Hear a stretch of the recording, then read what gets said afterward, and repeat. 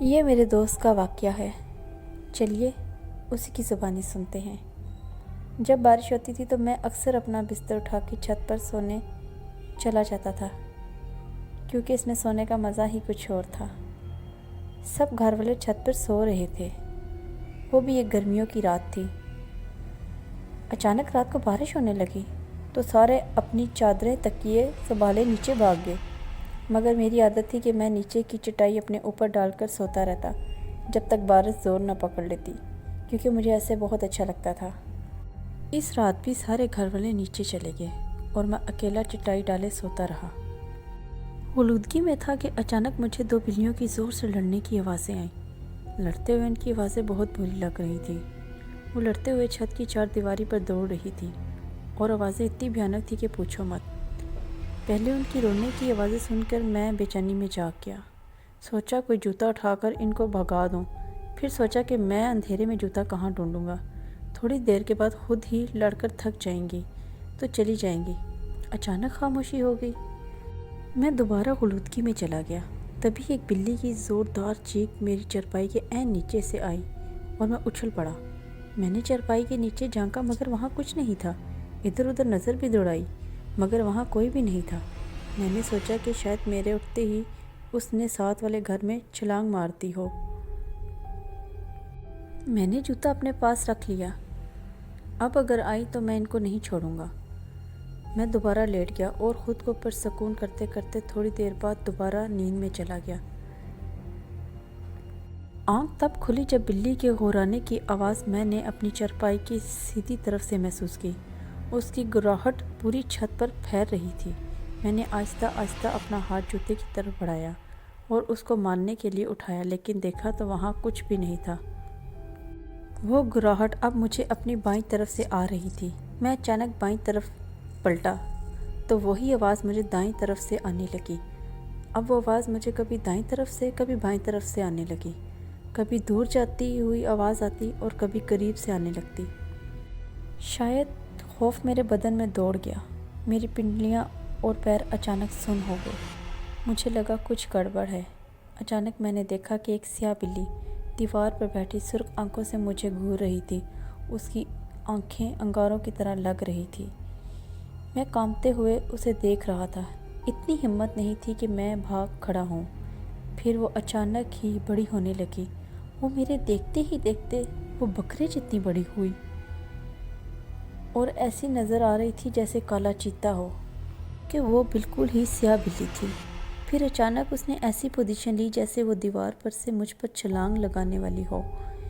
میرے منہ سے ایک زوردار چیخ نکلی۔ میں نے ایک ہی چھلانگ میں نیچے اترا اور سیڑھیوں کی طرف بھاگا۔ میری چیخ اتنی بلند تھی کہ میرے امی ابو اور بڑا بھائی سین میں آ گئے اور میں سیڑھیوں سے نیچے اترتے ہی گر کر بیہوش ہو گیا۔ مگر پریشانیاں ختم نہ ہوئیں۔ کچھ دن تک تو مجھے ڈراؤنے خواب آتے رہے۔ مجھے وہی بلی نظر آتی جو کبھی میرے نک پھڑے پر تان گاڑے ہوئے ہے، کبھی وہ میرا خون چاٹ رہی ہوتی۔ میں نیند میں چیخنے لگتا۔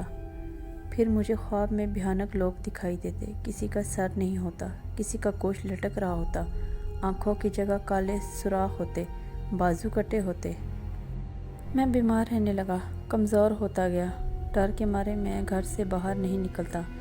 پھر مولوی صاحب دم کرنے آتے، مجھے پانی پلایا جاتا۔ میری والدہ ہر وقت مجھ پر سورہ یاسین پڑھ کر پھونکتی، فاقہ ہوتا مگر پھر وہی حالت ہو جاتی، بیٹھے بیٹھے چیخیں مار کر بے ہوش ہو جاتا۔ ایک روز میں بیٹھا پڑھ رہا تھا کہ کسی کام سے کمرے میں اپنی امی کے پاس گیا۔ مجھے ایک دم سا ڈر لگا تھا۔ میں اپنی امی کے پاس گیا کہ وہ مجھ پر کچھ پڑھ کر پھونک دیں گی۔ میری امی بیٹھی الماری میں کپڑے طے کر رہی تھی۔ میں نے امی کو پکارا مگر انہوں نے مجھے جواب نہیں دیا۔ میں ان کے قریب گیا اور ان کو آواز دی تو انہوں نے مجھے مڑ کر دیکھا، مگر وہ میری والدہ نہیں تھی۔ وہ خوفناک شکل کی عورت تھی۔ اس کا رنگ تانبے جیسا تھا، آنکھیں اس کی سرد اور منہ اس کا دہانہ بڑا ہوا تھا۔ وہ ہاتھ پھیلائے ہنسی چلی جا رہی تھی۔ وہ مجھے اپنی طرف بلا رہی تھی۔ اس کے دانت چمک رہے تھے۔ میں تو پہلے ہی ڈر کے اپنی والدہ کے پاس دم کروانے آیا تھا۔ جیسے ہی اس عورت کی شکل دیکھی میں وہیں بے ہوش ہو گیا۔ جب مجھے ہوش آیا تو مولوی صاحب میرے سرانے کے پاس بیٹھ کے کچھ پڑھ رہے تھے۔ میرے ابو شدید پریشان بیٹھے ہوئے تھے۔ مولوی صاحب کے پوچھنے پہ میں نے ان کو ساری بات بتائی تو وہ سوچ میں پڑ گئے۔ پھر اسی طرح کے واقعات میرے علاوہ میرے گھر کے دوسرے افراد کے ساتھ بھی پیش آنے لگے۔ کبھی باتھ روم کا دروازہ اندر سے بند ہو جاتا، کبھی پانی کی آوازیں آنے لگتی۔ تھوڑی دیر کے بعد دروازہ کھل جاتا، لیکن اندر کوئی نہیں ہوتا تھا، جن پوٹی کر رہے ہوتے تھے۔ ایک بار میری امی کی چرپائی کمرے کے بیچ میں کسی نے کھینچ کر دور کر دی تھی جب وہ سوئی ہوئی تھی۔ ایک بار ہم سب رات کو ٹی وی دیکھ رہے تھے کہ بجلی کا بٹن ٹک سے اوپر ہوا اور بلب بجھ گیا۔ چیزیں ہم ایک جگہ رکھتے مگر ہمیں ملتی دوسری جگہ سے تھی۔ گھر کا ہر افراد ڈرا اور سہما رہنے لگا۔ کوئی میرے ساتھ نہیں بیٹھتا تھا، سارے بہن بھائی مجھ سے نفرت کرنے لگے تھے۔ کوئی میرے منہ پر تھوکنا بھی گوارا نہ کرتا، اور کالج کے دوست یار بھی دور رہنے لگے۔ کئی بار ہم دوست بیٹھے ہوتے تو میری پنگی خود بخود بجنے لگتی، جس کی وجہ سے میں بے حد شرمندہ ہو جاتا۔ ہمارے گھر کا سکون خراب ہوئے 7 مہینے ہو گئے تھے۔ میں خود سے اتنا تنگ آ گیا تھا کہ خودکشی کا سوچنے لگا۔ ایک روز ہمارے مولوی صاحب اپنے ساتھ ایک بزرگ کو لے کر آئے اور ہمیں بتایا کہ یہ ہمارے مرشد ہیں۔ وہ بزرگ سفید کپڑوں میں تھے، چہرے پر سفید داڑھی بھی تھی اور ماتھا ایسے چمک رہا تھا جیسے سفید روشنی پھوٹ رہی ہو، اور انہوں نے میرے ماتھے پر ہاتھ رکھا اور میں رو پڑا۔ میرے والد صاحب نے سارے واقعات ان کو بتائے اور وہ سکون سے بیٹھ کے سن رہے تھے۔ ان کے ہونٹوں پر ایسی مسکراہٹ تھی، اتنا سکون تھا، چہرے پر اتنا نور تھا کہ دل کرتا تھا ان کو دیکھتا ہی رہوں۔ انہوں نے میرے والد صاحب کے ساتھ جا کر سارے کمروں کا جائزہ لیا۔ انہوں نے چھت پر جا کر ایک ایک کونا دیکھا اور پھر ساتھ والوں کی چھت دیکھی۔ ہمارے گھر میں محلے کی عورتوں کا رش لگ گیا جو ان سے پانی دم کروانے کے لیے آ گئی تھی۔